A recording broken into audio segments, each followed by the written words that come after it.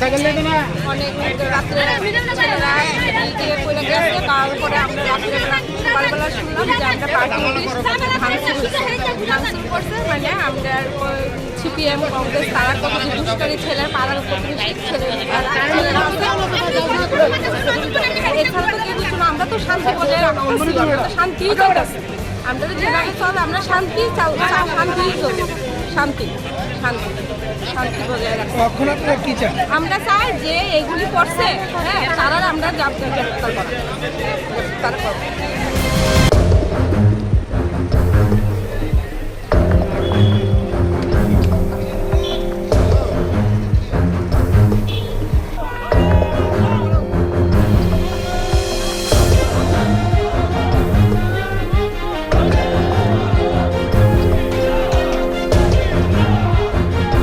গতকালকে রাত্রে সিপিএম কংগ্রেসের দুষ্কৃতীরা এসে আমাদের পার্টি অফিস ভেঙে দিয়েছে। তার জন্য প্রতিবাদে আমরা আজকে রাস্তায় বসেছি। গত পরশুদিন নিচামুয়াটা কালীবাড়ির সামনে পুলিশ এসে প্রশাসন নিয়ে মানুষের খাবার দাবার, আমরা জাস্ট ইলেকশনে আমরা জয়ী হয়েছি, মা বোনেরা বাড়ির মধ্যে বসে রান্নাবান্না করে খাচ্ছে। পুলিশ প্রশাসনের লোক এসে সমস্ত রান্নাবান্নার জিনিস উপড়ে ফেলে দিয়েছে, বাচ্চাদেরকে মেরেছে এবং একবার বাচ্চাকে সকালবেলা হারিয়েছে, রাত্রিবেলায় হারিয়েছে, সকালবেলা খুঁজে পেয়েছে বাচ্চাকে। এই ধরনের পরিস্থিতি, ভীত সন্তুষ্ট এই ধরনের পরিস্থিতি তৈরি করেছে। আমরা এই জায়গাটাতে সন্দিহান যে প্রশাসন কার হয়ে কাজ করছে, মানুষের পক্ষে, মানুষের সুরক্ষার জন্য কাজ করছে, নাকি পুলিশ প্রশাসন বিজেপির মানে কংগ্রেসের হয়ে কাজ করছে। আমাদের কাছে এই জিনিসটা স্পষ্ট হচ্ছে না। কন্টিনিউ এই ধরনের কাজকর্ম হয়েছে। রাত্রিবেলায় আমাদের কার্যকর্তা বাড়ির গেটের সামনে দাঁড়িয়ে থাকলে পরে পুলিশ প্রশাসন তুলে নিয়ে যাচ্ছে, আর রাত্রি 12টার একটা সময় বুম মারছে। পুলিশ প্রশাসন তখন কোথায়? পুলিশ প্রশাসন সকালবেলা এসে বুমের স্যাম্পল নিয়ে যায়, রাত্রিবেলা কি হচ্ছে এগুলো? এতই যদি স্ট্রিক্ট হয়, এতই যদি প্রশাসন সঠিক হয়, তাহলে এইরকমভাবে একটা করে আমাদের কার্যকর্তাকে ধরে এইভাবে কেন বিয়ে করা হচ্ছে? সত্যি খুব দুর্ভাগ্যজনক এই বিষয়টা। তাই আমরা এখানে পিসফুলি প্রোটেস্ট করছি। আমরা চাই প্রশাসন এখানে আসুক, আমরা এখানে পিসফুলি কথা বলবো এবং আমরা জবাব চাইবো যে এই ধরনের কাজকর্ম কেন হচ্ছে, প্রশাসন কি সত্যিই মানে সঠিক ভূমিকা নিচ্ছে কিনা তার স্পষ্ট জবাব আমাদেরকে দিতে হবে। তারপর আমরা এখান থেকে আমাদের প্রোটেস্ট উইথড্র করবো।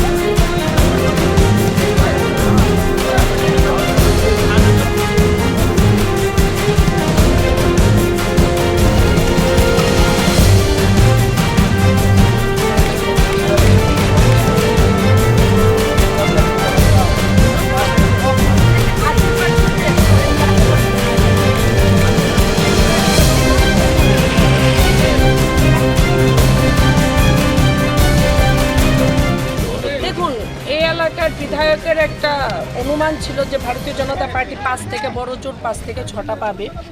তো ওনার অনুমানের অনেক বাইরে গিয়ে আমরা ভারতীয় জনতা পার্টি আবার সরকারে আমরা প্রতিষ্ঠিত আমাদের হয়েছে।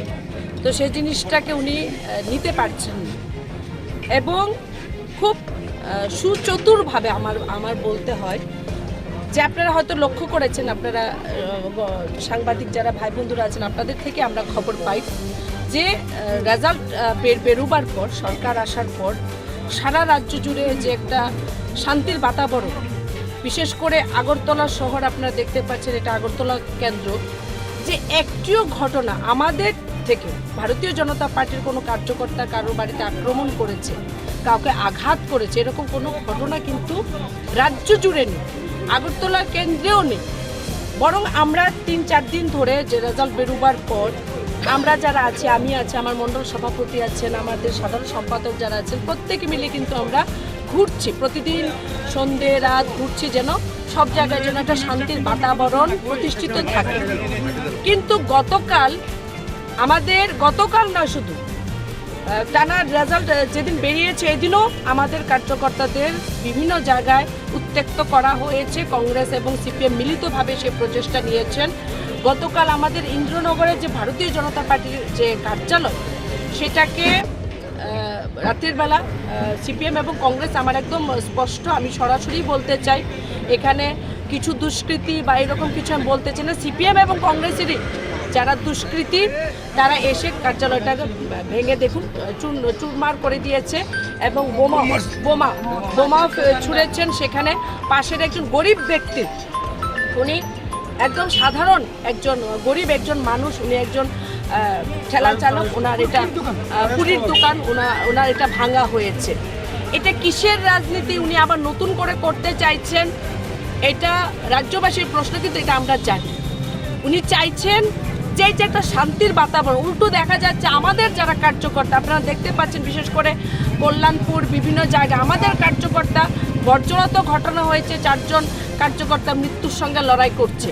তারা চাইছেন, সিপিএম কংগ্রেস চাইছেন যে একটা অশান্তির বাতাবরণ তৈরি হোক, সয়াগরতলা কেন্দ্রে ভারতীয় জনতা পার্টির কার্যকর্তা ভারতীয় জনতা পার্টির কার্যালয় ভাঙা হোক, কার্যকর্তাদের উপর আক্রমণ করা হোক, তাদেরকে উত্ত্যক্ত করা হোক, যেন একটা পাল্টা কিছু হয়, যেন উনি প্রমাণ করতে পারেন বা রাজ্যে সেটা পরিবেশন করতে পারেন যে আমরা অশান্তির বাতাবরণ তৈরি করছি।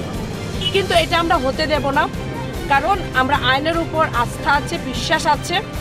যারা দুষ্কৃতী প্রকৃত তাদেরকে নিশ্চিতভাবে তাদের বিরুদ্ধে আমাদের এফআইআর যা করার আইনিভাবে আমরা করব।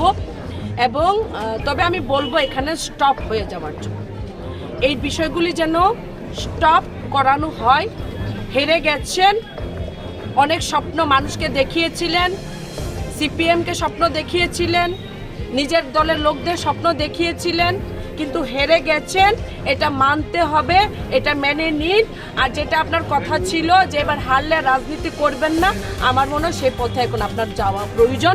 কারণ আপনি কথা দিয়েছিলেন মানুষকে যে এবার সরকার না আসলে, সরকার না আনতে পারলে এটা ওনার শেষ। তো এটাও মানুষ এখন দেখতে চায়।